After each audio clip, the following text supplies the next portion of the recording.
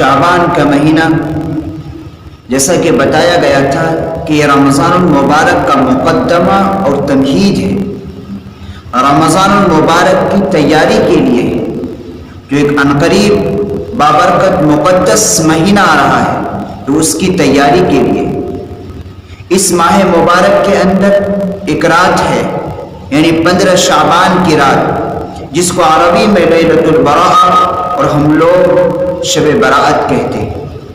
اس کی فضیلتیں وارد ہیں۔ اس رات میں اس رات کی قیام اور صبح روزہ رکھنا باعث ثواب ہے۔ 15 شعبان کی رات بڑی بابرکت اور مقدس رات ہے۔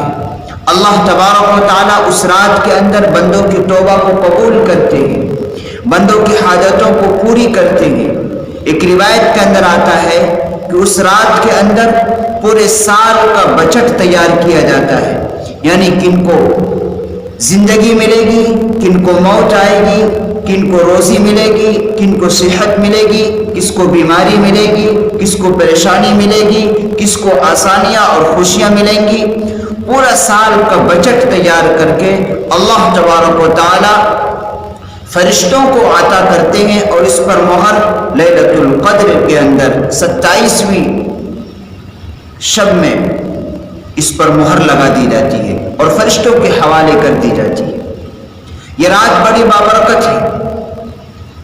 ہم اس رات کے اندر اپنی ہمت اور طاقت کے مطابق عبادتیں کر کے، دعائیں کر کے، استغفار کر کے گزارنے کی کوشش کریں گے، لیکن عام طور پر اس میں افراط و تفریط بھی پایا جاتا ہے کہ شب برات بہت سی جگہوں پر اس کو عید اور تہوار کے طور پر منایا جاتا ہے۔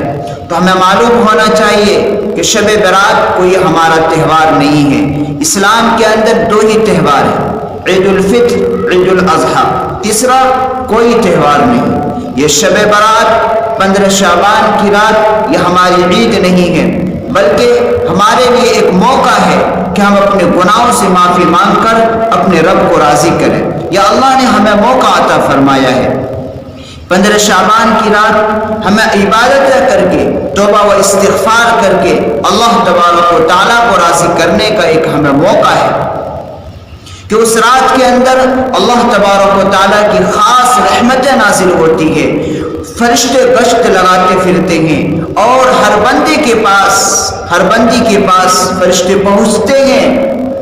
بہت سے نیک لوگوں کو وہ فرشتے دکھ بھی جاتے ہیں، بہت سے نیک لوگوں سے فرشتے مصافحہ بھی کرتے ہیں اس رات کے اندر۔ اس رات کی بڑی فضیلت ہے، ہمیں غفلت میں رہ کر اس رات کی فضیلت اور اس کی برکتوں سے محروم نہ رہیں۔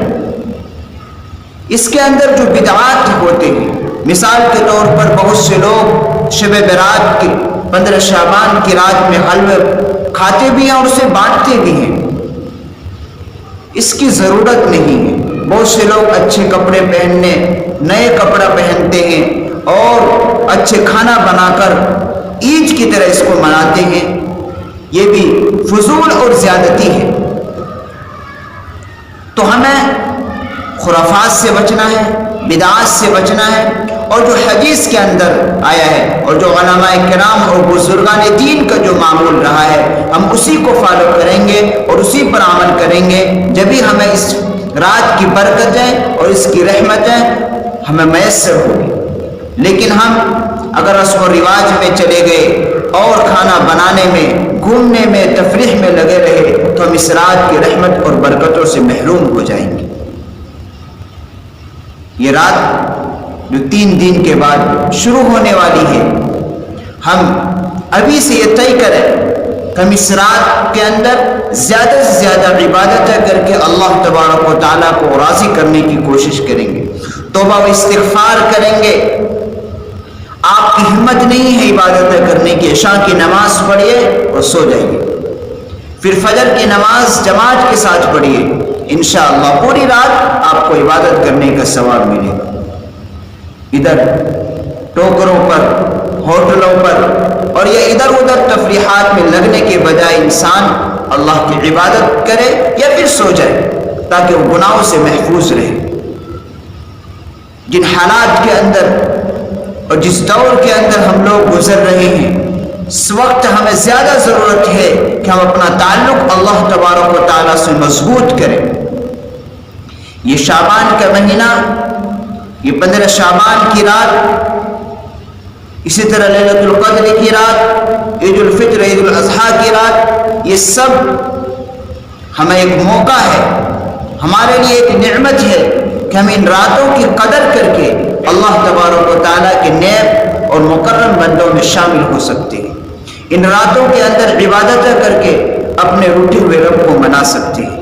اسی لیے یہ ہمیں دیا گیا ہے۔ یہ ہمارا 15 شعبان کی رات یہ ہمارا تہوار نہیں ہے، یہ توبے کی رات ہے، یہ مغفرت کی رات ہے، یہ ہمیں ایک موقع ملا ہے کہ ہم اس رات میں عبادت کر کے اپنے روٹے ہوئے رب کو راضی کرنے کا ایک موقع، بہت بہترین موقع ہے۔ ہم یہ عہد کریں کہ اس رات کے اندر ہم زیادہ سے زیادہ اللہ تبارک و تعالیٰ کی عبادتیں کریں گے اور اپنے لیے، اپنے ماں باپ کے لیے، اپنے ملک کے لیے، تمام مسلمانوں امت مسلمہ کے لیے دعائیں کریں گے، اس لیے کہ اس وقت امت مسلمہ دو چار پریشانیوں سے گھری ہوئی ہے، اور خاص طور سے ہم جس ملک کے اندر رہ رہے ہیں، اس مسلمان خوف و ہراس کے عالم میں زندگی گزار رہا ہے۔ اس وقت ہمیں زیادہ ضرورت ہے کہ ہم دعائیں کریں اللہ تبارک و تعالیٰ سے کہ اللہ تبارک و تعالیٰ ہمیں ان پریشانیوں سے نجات عطا فرمائے، ہمیں ان ظالم و جابر حکمراں سے نجات عطا فرمائے، اور ہمارے لیے بلکہ پورے امت مسلمہ کے لیے آسانیاں پیدا فرمائے، ہماری مسجدیں محفوظ ہو، ہمارے مدرسے محفوظ ہو، ہماری ماں بہنیں کی عزتیں محفوظ ہو۔ آج ہمارے نوجوان بلکہ آنے والی نسلوں کی ایمان خطرے میں ہے۔ اللہ تبارک و تعالیٰ سے دعائیں کریں کہ اللہ تبارک و تعالیٰ امن و امان قائم فرمائے اور ہمارے ملک کی، پورے امت مسلمہ کی، اے اللہ جان کی، مال کی، عزت و آبرو کی اللہ تبارک و تعالیٰ حفاظت فرمائے۔ آمین۔